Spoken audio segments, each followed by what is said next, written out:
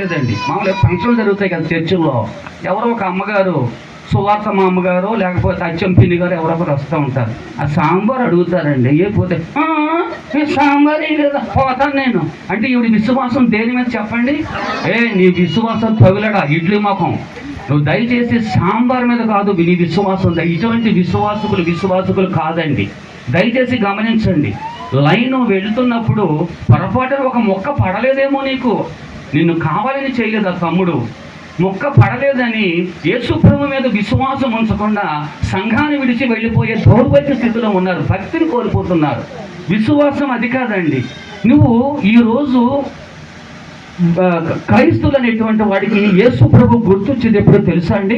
ఆదివారం రోజున బలహీనత కలిగినప్పుడు యేసు ప్రభు గుర్తొస్తున్నాడు. యేసు ప్రభు అటువంటి దేవుడు కాదని ఇక్కడ ఉన్న ప్రతి జనము కూడా మీరు గమనించాలి. దేవునికి స్తోత్రం కలుగుగా. మీరు దేవుడి వద్దకు వచ్చినప్పుడు ఆయన గొప్పవాడని, సర్వ సృష్టికర్తని, ఆయన ఆది సంభూతుడని, సమస్త ఈ గెలాక్సీ అంటే సూర్యచంద్రులు, ఆకాశము, నక్షత్రము, భూమి, జలచరములు, సకల ప్రాణులు కూడా ఆయనే సృష్టించాడని అర్థమైందండి. ఆయన అటువంటి ప్రభు యేసుక్రీస్తు మన కొరకు ప్రాణం పెట్టాడని, ఇటువంటి దేవుడు ఎక్కడ ఉన్నాడని ఆ మాట మీద మీరందరూ విశ్వసించాలి. సాంబార్ మీద కాదు. దేవునికి స్తోత్రం కలుగుగా. దయచేసి ఈ మాట క్షమించండి.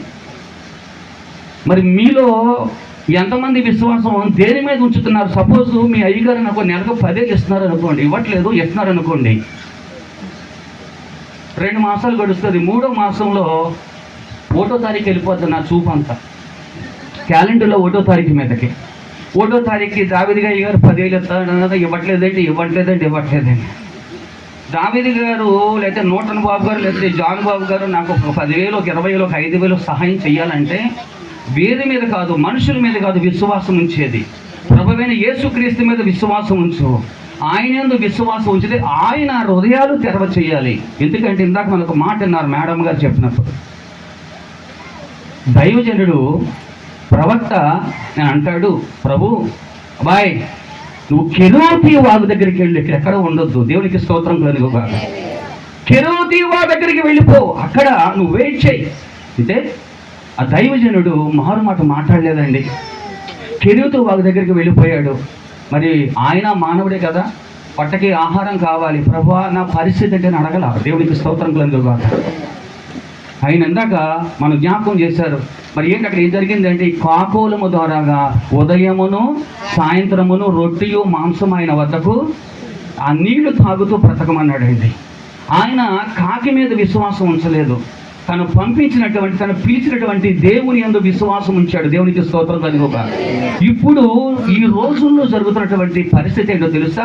మన విశ్వాసము మన ఇరుగు పొరుగు వారి మీద నడుస్తుంది తప్ప వీటన్నిటికీ సృష్టికర్తమైన యేసు వైపు మీరు చూడట్లేదు. ప్రభు అంటాడు ఇక్కడ మనం చూసినట్లయితే వాక్యాన్ని, కలిగి ఉన్నదేది ఆయన లేకుండా కలగలేదు. గుర్తుపెట్టుకోండి. యేసు ప్రభువే గొప్పవాడని ఎందుకు చెప్పవలసి వస్తుంది? యేసు ప్రభు గొప్పవాడని చెప్పడానికి బైబిల్ గ్రంథంలో 190 రెఫరెన్సులు ఉన్నాయండి. ఇక్కడ ఎస్పెషల్ ఇక్కడ అంటున్నాడు, కలిగి ఉన్నదేదో కూడా ఆయన లేకుండా. అంటే దీని అర్థం ఏంటో చెప్పండి. ఇందాక చెప్పాను నేను. దీని అర్థం ఏంటి? యావత్తు సృష్టి అంతా కూడా, యావత్తు సృష్టి, ఆకాశము కావచ్చు, భూమి కావచ్చు, పంచభూతములు అంటే ఆకాశము, భూమి, గాలి, నీరు, అగ్ని, పంచభూతములు ఏమంటే, సముద్రము, జలచరములు, పక్షులు, ఏమంటే ఈ ఫలమునిచ్చే చెట్లు, ఇవన్నీ కూడా సమస్తము ఈ సమస్తము కూడా ఆయన వలన కలిగినది. ఏది ఇక్కడ ఆయన లేకుండా ఈ భూలోకములో ఏమీ కలగలేదు. దయచేసి ఇది మీరు గ్రహించాలి. దేవునికి స్తోత్రం. రెండోదిగా మనం చూసి ఇందాక చెప్పాను నేను, ఆయన మన కొరకు అక్కలో వినాలి, నిద్రపోవద్దు దయచేసి. ఆయన మన కొరకు ఏం పెట్టాడండి? ప్రాణం పెట్టాడు. అక్క, చెల్లి, తమ్ముడు, మన కొరకు ఏం పెట్టాడు? నీ ఇంట్లో వారి కోసం నువ్వు ఏమైనా చేయగలదువా? నీ చేతన వాళ్ళు చెయ్యొద్దండి. అది ఎవరో మాట్లాడేంటి? మరి మీ అందరూ క్రైస్తవులు అంటున్నారు, బోలని ప్రసంగాలు వినేతనం అంటున్నారు. ఏమండి ఏం చేస్తున్నారు? మీ పక్క వాళ్ళ కోసం ఏం చేస్తున్నారు? మీ దైవజనుడి కోసం ఏమైనా చేస్తున్నారో చెప్పండి. ఏం చేస్తున్నారు చెప్పండి.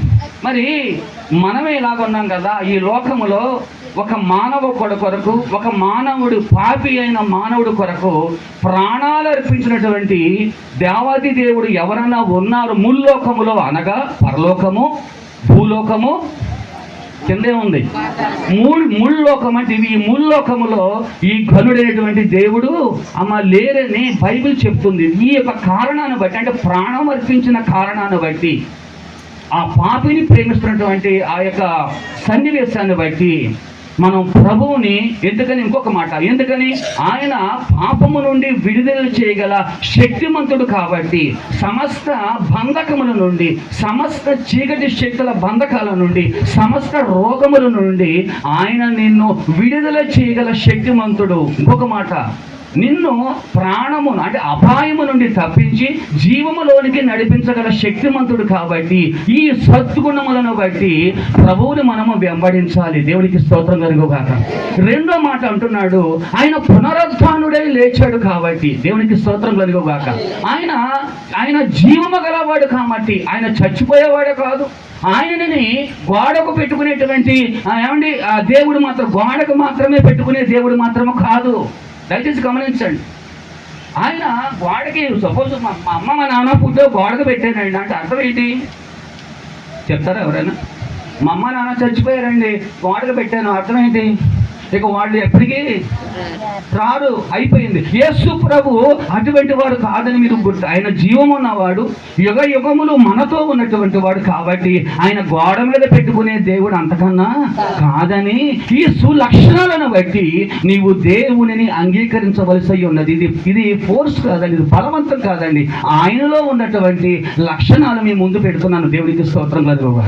దేనిని బట్టి నువ్వు విశ్వసిస్తున్నావు? ప్రభువైన యేసుక్రీస్తుని వద్దకు వచ్చావంటే, ఈరోజు ఇంత ప్రయాసపడి ఈ ఎండలో ఈ ప్రాంతంలో మీరు ఉన్నారు అంటే మీరు దేనిని బట్టి ఉన్నారు? మిమ్మల్ని మీరే ప్రశ్నించుకోండి. దేవునికి స్తోత్రం కలుగుగా. దైవజనుని బట్టి కాదు, దైవజనులను బట్టి కాదు, మమ్మలను బట్టి కాదు. మా మొఖం ఏముంటుందండి? సాంబార్ గుడి మొఖాలు. మా మొఖాలకి ఏముంటుందండి? జీవము గల దేవుని ప్రేమను బట్టి ఆయన మాట మనం వినాలి. అందుకని ఆ మాట మనల్ని ఆయనతో సహవాసం ఉండేటట్టుగా చేస్తుందండి. దేవునికి స్తోత్రం కలుగుగా.